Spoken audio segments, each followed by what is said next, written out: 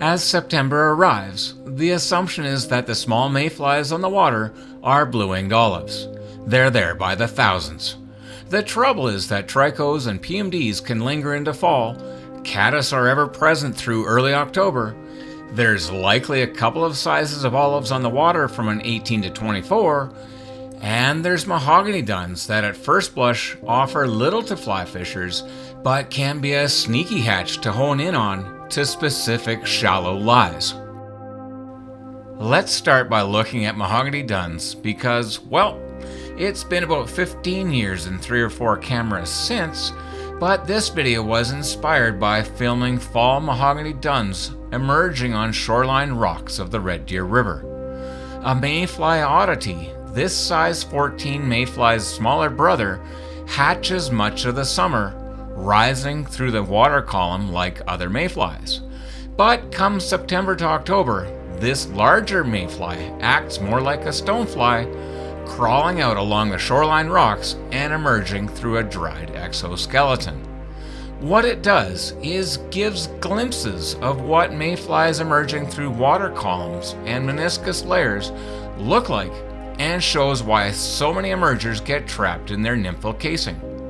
While the nymphs are generally not targeted because they're in the rocks through the emergence, they will get swept into the streamflow, and a size 14 pheasant tail is never wrong.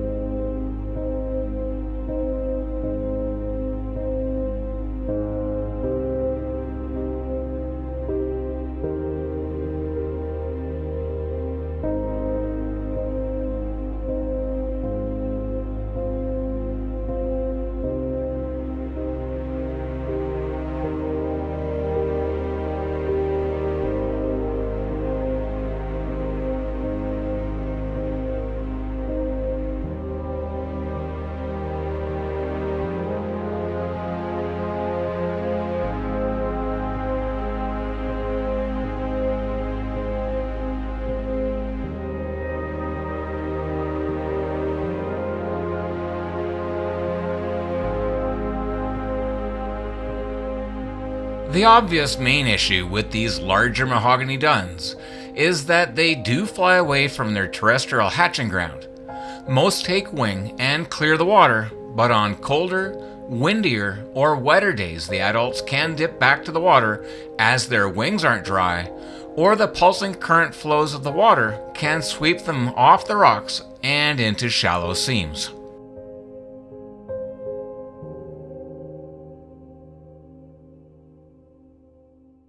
We've covered blue-winged olive hatches previously.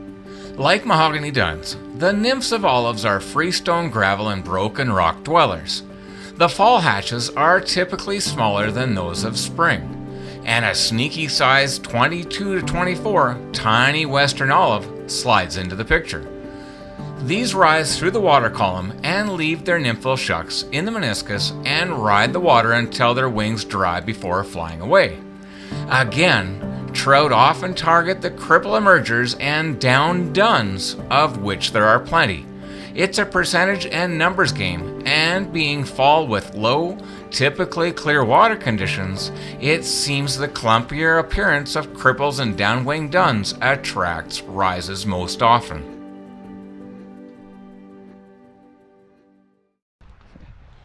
Well, welcome to the start of fall, hey? Oh, absolutely. We're out here today. We live in southwestern Alberta, southwest of Calgary by a couple of hours, and our summers are hot. And for Canada, once you get into that 35, 38 Celsius all summer with no rain, it's hot. You know, and it's 100 degrees. It's almost like the interior of BC, our kind of Midwestern states. We don't get a lot of rain, and it's hot. So when, I don't know, the early middle September comes around and the leaves just start changing color and you see that weather forecast change, you just jump at the gambit, and here we are today in the clouds. Yeah, you know, you just absolutely do, guys, because what you have on the brain is olives and mahogany duns, and that's kind of what we're here to talk about today, hey? Yeah, I mean, as soon as it's like a light switch. As soon as the skies get dark or the trigger of the fall equinox, yeah, that's right, it's solstices, peak, equinox are mid. And as soon as that light kind of tapers, you don't always need cloudy days. There's a lot of sunny days where because the light angle is more, you know, horizontal than above, like summer is, you don't always need a cloudy day. You'll get that low filtered light of fall and a bit of haze, and that'll trigger a blue-winged olive or a mahogany dun hatch as well. Exactly. And there's some really neat things to talk about when it comes to those bugs, guys. One of them that I kind of want to touch on here first is just that the bugs themselves will come off, and a lot of them will kind of end up being cripples. They'll sort of end up in the water and flat, and it's amazing how many times we've actually seen fish feeding on them, and guess what? They're not really that interested in the upright wings, the duns.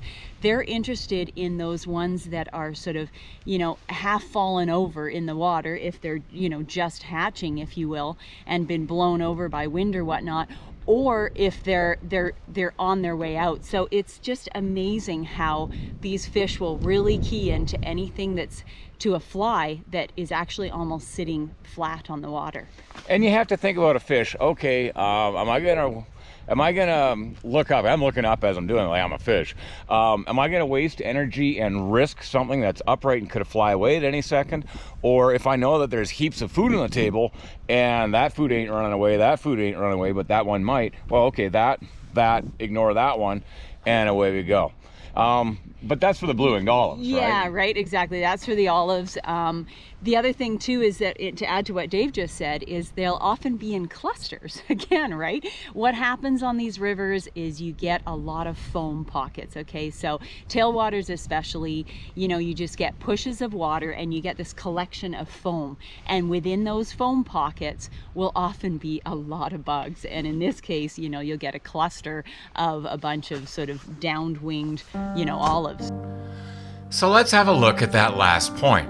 That trout favor crippled, downwing, emergers in the meniscus, empty nymphal casings, spent adults or versions of adults trapped in the meniscus, over upright duns. It's time to geek out a little bit here, but in the well over 100 eats I filmed of this riser, the vast majority were to exactly that.